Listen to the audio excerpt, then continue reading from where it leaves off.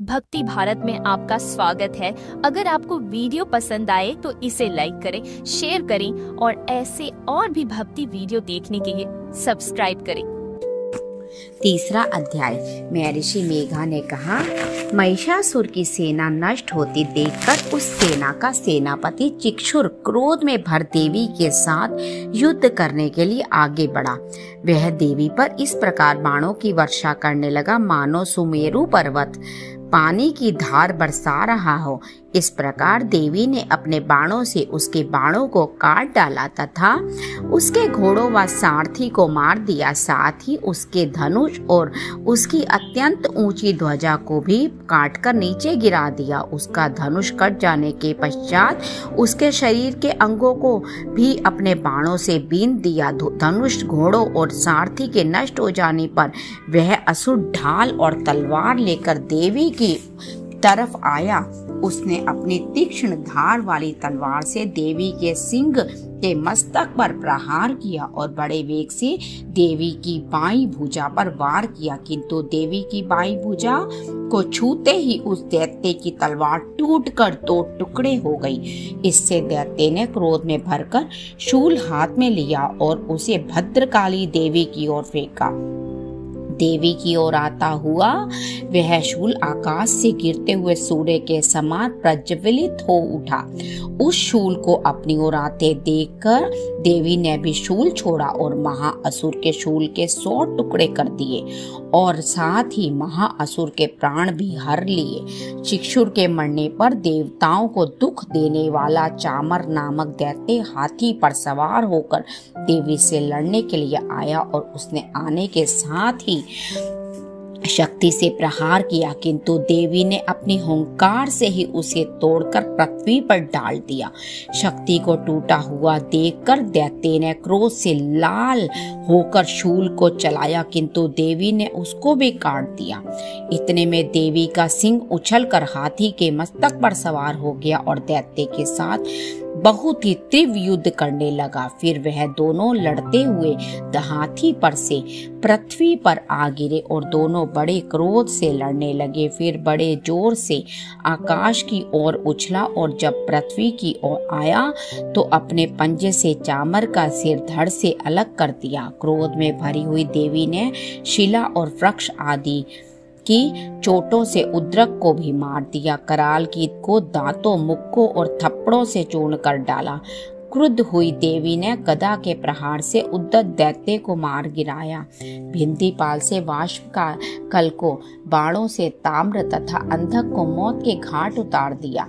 तीनों नेत्रों वाली परमेश्वरी ने त्रिशूल से उग्रास्य, उग्रवीर, महाहनु नामक राक्षसों को मार गिराया। उसने अपनी तलवार से विडाल नामक दैत्य का सिर काट डाला तथा अपने बाणों से दुर्धर और दुमुख राक्षसों को यमलोक को पहुंचा दिया। इस प्रकार जब महिषासुर ने देखा कि देवी ने मेरी सेना को नष्ट कर दिया है तो वह भैंसे का रूप धारण कर देवी के गणों को दुख देने लगा।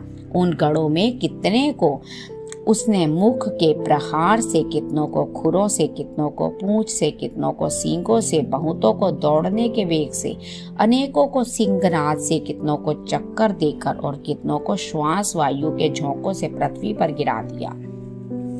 वह दैत्य इस प्रकार गणों की सेना को गिरा देवी के सिंह को मारने के लिए दौड़ा। इस पर देवी की बड़ी को बहुत बड़ा गुस्सा आया। उधर दैत्य भी क्रोध में भरकर धरती को खुरों से खोदने लगा, सींगों से पर्वतों को उखाड़ उखाड़ कर धरती पर फेंकने लगा और मुख से शब्द करने लगा। महिषासुर के वेग से चक्कर देने के कारण पृथ्वी क्षुब्ध होकर फटने लगी। उसकी पूंछ से टकराकर समुद्र चारों ओर फैलने लगा।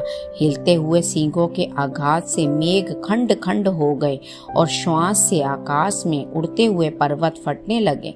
इस तरह क्रोध में भरे हुए राक्षस को देख चंडिका को भी क्रोध आ गया और वह उसके मारने के लिए क्रोध में भर गई। देवी ने पाश फेंककर दैत्य को बांध लिया और उसने बंध जाने पर दैत्य को का रूप त्याग दिया और सिंह का रूप बना लिया। ज्यों ही देवी उसका सिर काटने के लिए तैयार हुई कि उसने पुरुष का रूप बना लिया, जो कि हाथ में तलवार लिए हुए था। देवी ने तुरंत ही अपने बाणों के साथ उस पुरुष को उसकी तलवार ढाल सहित बीन डाला। इसके पश्चात वह हाथी के रूप में दिखाई देने लगा और अपनी लंबी सूंड से देवी के सींग को खींचने लगा और गर्जने लगा। देवी ने अपनी तलवार से उसकी सूंड काट डाली। तब राक्षस ने एक बार फिर भैंसे का रूप धारण कर लिया और पहले की तरह चर अचर जीवों सहित समस्त त्रिलोकी को व्याकुल करने लगा। इसके पश्चात क्रोध में भरी हुई देवी बारंबार उत्तम मधु का पान करने लगी और लाल लाल नेत्र करके हंसने लगी। उधर बलवीर तथा मद से क्रुद्ध हुआ दैत्य भी गरजने लगा। अपने सींगों से देवी पर पर्वतों को फेंकने लगा।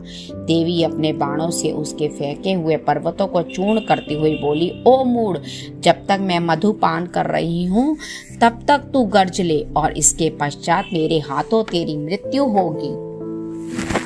हो जाने पर देवता गरजेंगे। महर्षि मेघा ने कहा।